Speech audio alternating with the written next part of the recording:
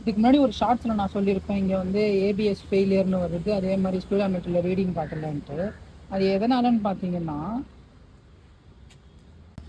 தெரியுதா, இங்கே வர இந்த கேபிள் இருக்குது பார்த்தீங்களா, இந்த கேபிள் வந்து எனக்கு ஆக்சுவலாக இப்படி வெளியே தான் வரும், இந்த பீடிங்கில் இருந்து இப்படி வெளியே வரும்.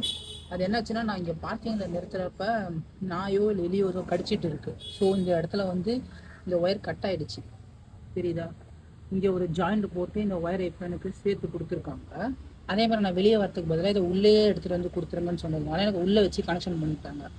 இது வந்து இந்த சென்சாரோட ஒயர் இது. ஸோ இது கட்டானதுனால தான் என்ன ஆச்சுன்னா, எனக்கு ரீடிங்கும் காட்டல, ஏபிஎஸ் டேரெக்டாக டிஸ்க்கு போகிறதுனால ஃபெயிலியர்னு காட்டுச்சு. ஸோ இப்போ பிரச்சனையே இல்லை, எந்த ஏபிஎஸ் ஃபெயிலியரோ எதுவுமே வரல. ஆன் பண்ணும்போது நார்மலாக இருக்குது.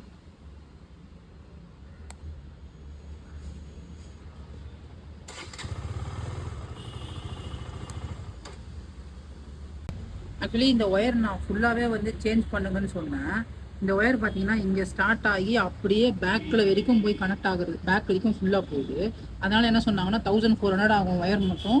இது ஃப்ரெஷ்ஷாக சேஞ்ச் பண்ணணும்னா லேபர் சார்ஜ் வந்து ஒரு 700 ஆகும், கிட்டத்தட்ட 2500 கிட்ட வரும்னு சொன்னாங்க. அதுக்கு பதிலாக இவங்க என்ன சொல்லிட்டாங்கன்னா, புது வண்டி தானே, இந்த ஒயருக்கு இந்த மாதிரி ஒரு கனெக்டர் போட்டு நம்ம வச்சுக்கலாம், அதுவே லைஃப் வரும், ஒரு 3000 4000 கிலோமீட்டர் வரும், அதுக்கு முன்னாடி ஏதாவது ஆச்சுன்னா அப்புறமா வந்து மாற்றிக்கோங்க அப்படின்னு சொன்னாங்க. அதே மாதிரி இது என்னதான் புது வண்டியாக இருந்தாலும் இந்த எக்ஸ்டர்னல் டேமேஜ்லாம் வந்து இன்சூரன்ஸில் கிளைம் ஆகாது, அதே மாதிரி வாரண்டியில் வராது அப்படின்னு சொன்னதுனால நம்மளே தான் வந்து காசு போட்டு பண்ணணும் அப்படின்றதுனால நான் விட்டுட்டேன். சரி ஓகே, எனக்கு இப்போ இது மட்டும் பண்ணி கொடுங்க,